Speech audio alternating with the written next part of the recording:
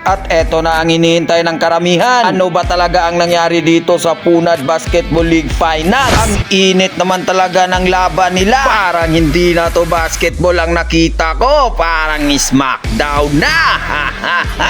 At nagliparan ang dalawang tsinelas galing sa mga fans. At pinulot na lang ito ng isang player ng Jarks. Akala ko ay swatter lang yung tinatapon. Pati tsinelas rin pala. At Coach Perez ng Team AP Dragon napasayaw sa gitna ng court. Bakit kaya? Coach rin ng Team Jarks tinuturo ang isang referee. Ano kayang nangyari? Yan ang tatalakayin natin mamaya. Andito pala tayo sa Punad Basketball League Season 2 para sa championship game nila. Ang daming pamimigay ni Komi. Daming sponsors. Sneaker House. Baka naman. At big shout out pala para sa mga bumubuo ng paligang ito. Salamat po sa inyo.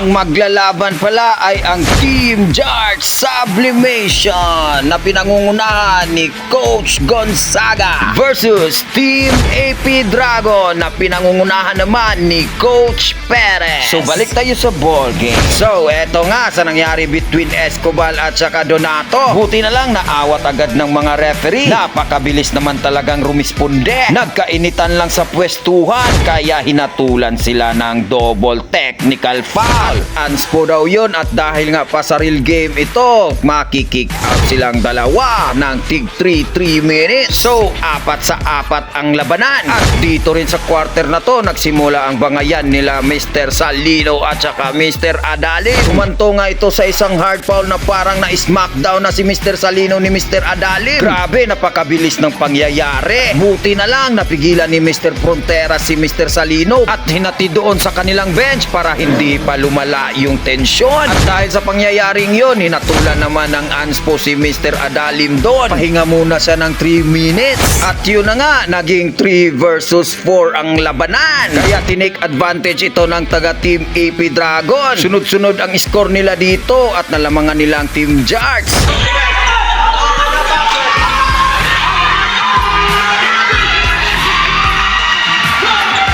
At third quarter, habang tumitira si Mr. Merlo sa kanyang unang tira sa free throw, umalag naman ang taga Team Jarks dito kasi binigyan pa ng dalawang free throw si Mr. Merlo kahit nakatira na ng isa. Kasi daw na-distract ang shooter ng bench ng Team Jarks. Sabi naman ni Coach na itama na yun sa ring bago pa sumigaw yung mga nasa bench nila.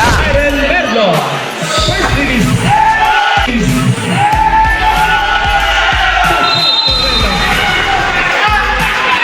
Parang tama si Coach doon murag maipit man ko ani. At nang dahil doon nagalit ang mga fans ng Team Jarks. Meron pang isang nang bato ng tsinelas. Kung sino ka man, sana respetuhin na lang natin kung anong nangyayari sa loob ng court. Sana wag mo nang ulitin yan. At Coach Perez, bakit kaya napasayaw sa court? Ito pala ang tunay na nangyari.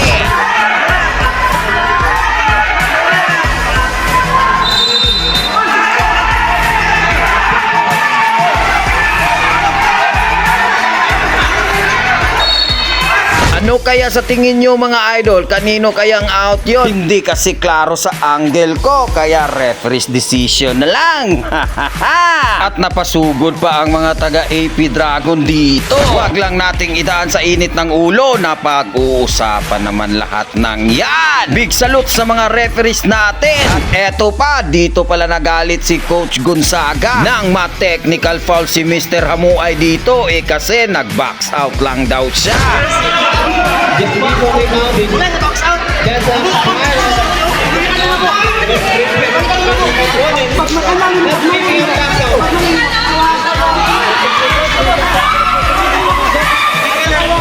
At gusto nga ng challenge ni Coach Gonzaga pero hindi yun pwede sa atin. Kaya referee's decision pa rin. At shortcut na tayo dito sa under 2 minutes ng fourth quarter nang maipasok ni Mr. Melgaso ang clutch 3-point shot niya. At may pa-steal pa siya dito at na-convert pa niya to ng 2 points. Grabe ka Mr. Melgaso. At lumamang sila dito ng 6 at seconds to play na lang. At nabuhayan pa ang AP Dragon dito nang may pasok ni Mr. Algabre syempre ang 3-point shot. At nang dahil dyan, lamang na lang ng 3 ang Team Jarts dito at may 45 seconds pa. Makakahabol pa kaya sila dito? Bago natin panoorin yung full game highlights nila, meron muna akong pasasalamatan yung mga nagbigay ng t-shirt ko at saka stickers ko. Thank you po! Project Alakdan, official distributor. Alakdan Line, Alakdan CN Co. Shamo.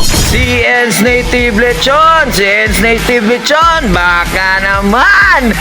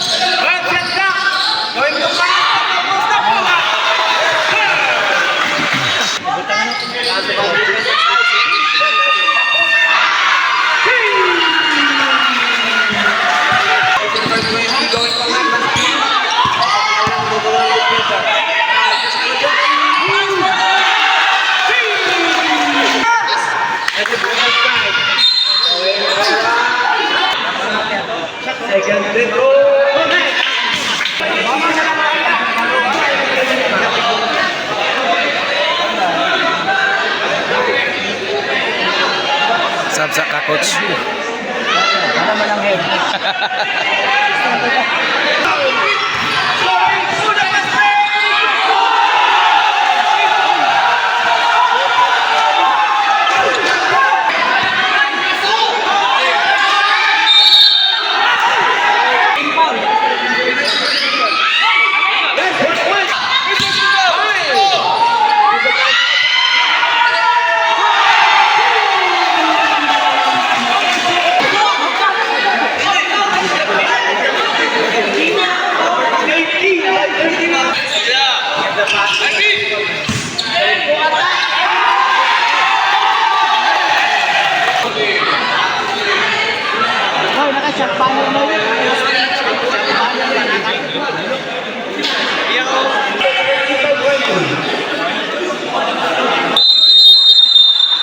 Salamat sa manok. Shot clock, reporting shot clock. Is that right? All players, please come down. All players, please. Round for the dragon, double cup.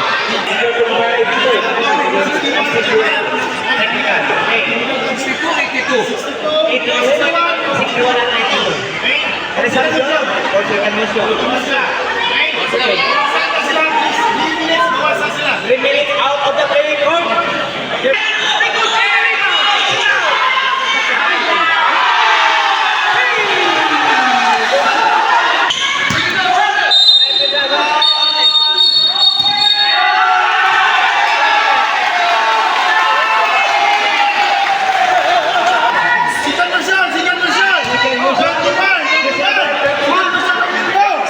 Second round and offensive foul.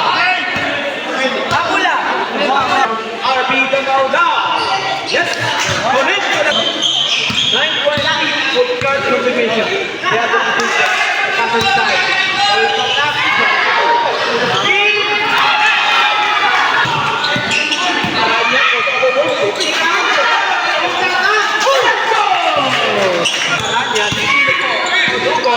So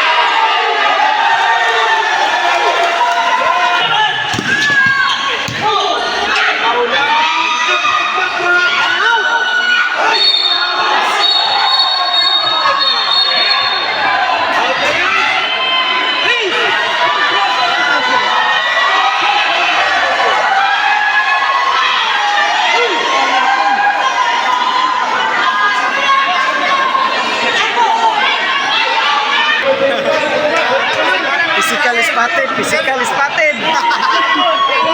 Sit down. Sit down. Okay. Tulo versus 4. Here we go.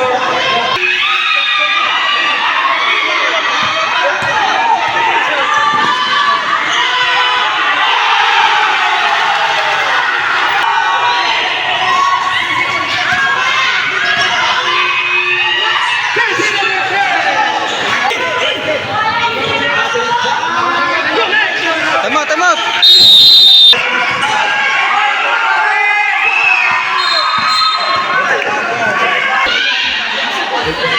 Jersey number 6. 25 seconds. 21 seconds. Free throw.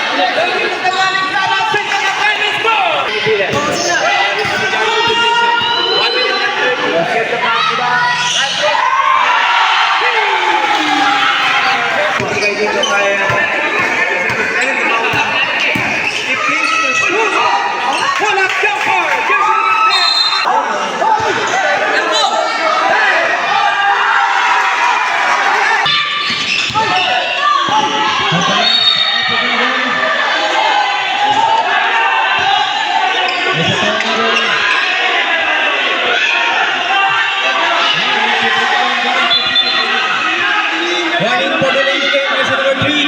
To 9. Standing. The technical people. To make a corner for jersey number 3. Second, Abrega. Gets back on the pass. Just up by 10.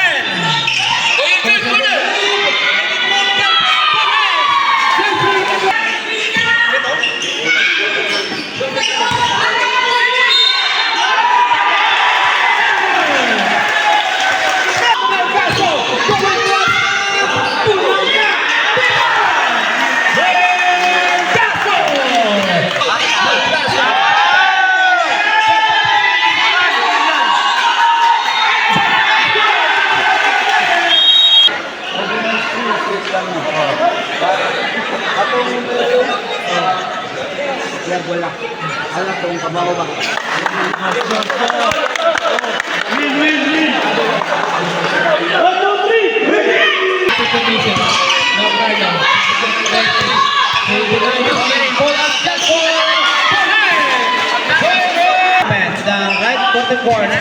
Iligad mo ng bola. 15 seconds. Mercado. Gawin pa attack.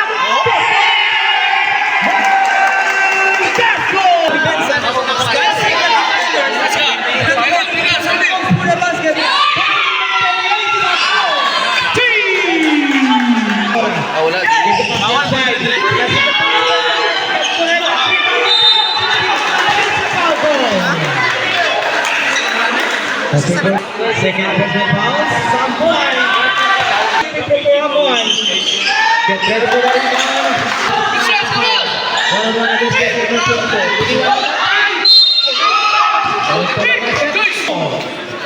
First of all, connect, pass out.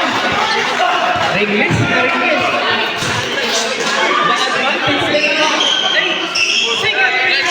Pass out. Top of this side. Pass out. And there's a goal. Yes, sir.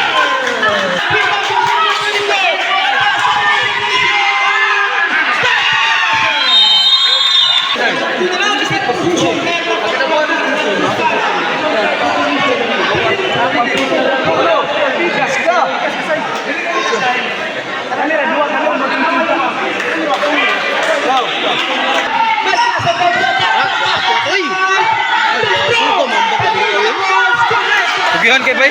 Yun.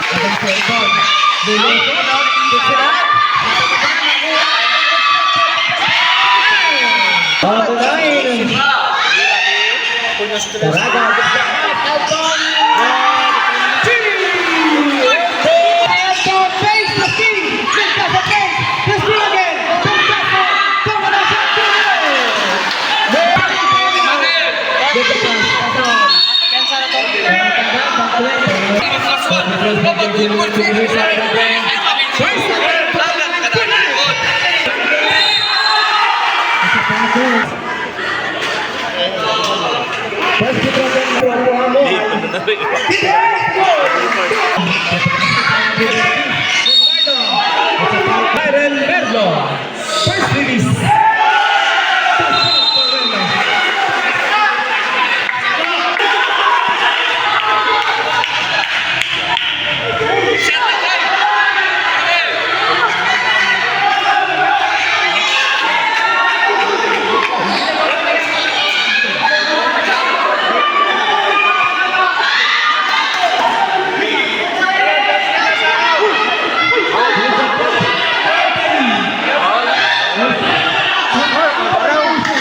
Pwede.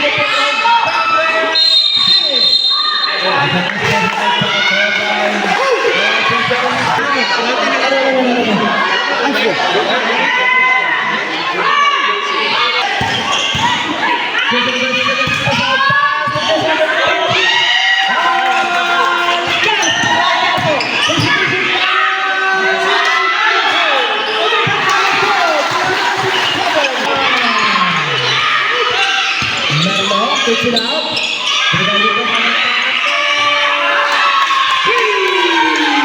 Again.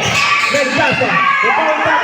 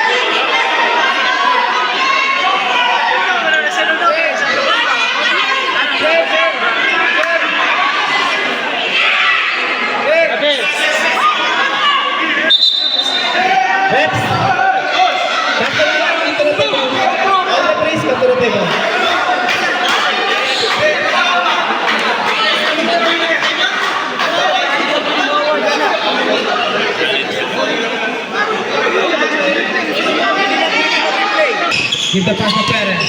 Perez.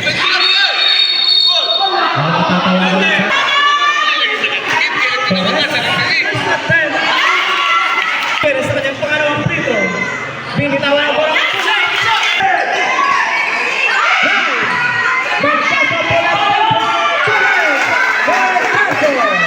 Game, tingnan natin, Epidragon. On the first position, get the pass to the right of the court. Barcelote, go the pass, open.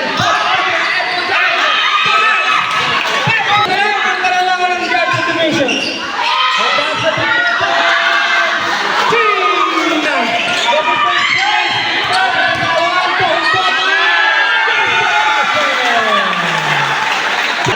Pwede ka.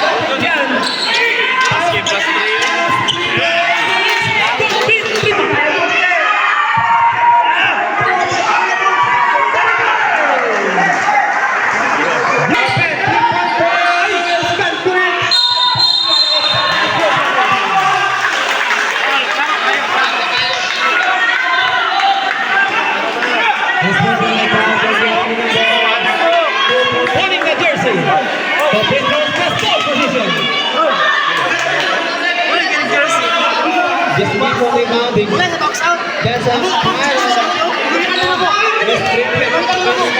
not picking up box out.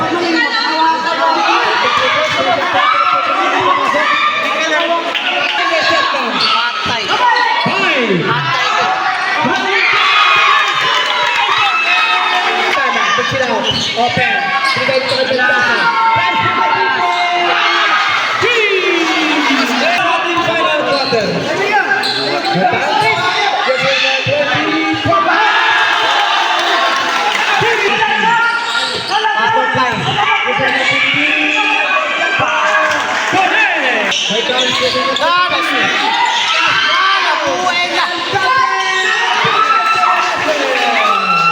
Tulo.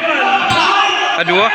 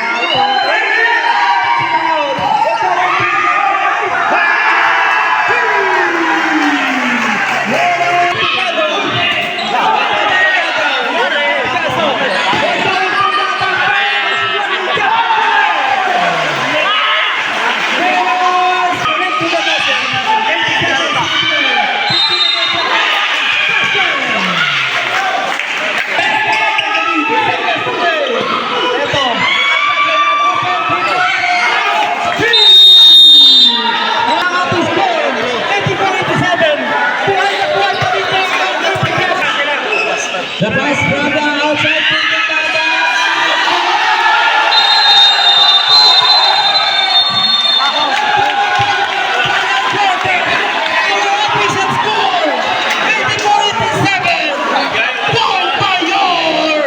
Grabe ka tumutira.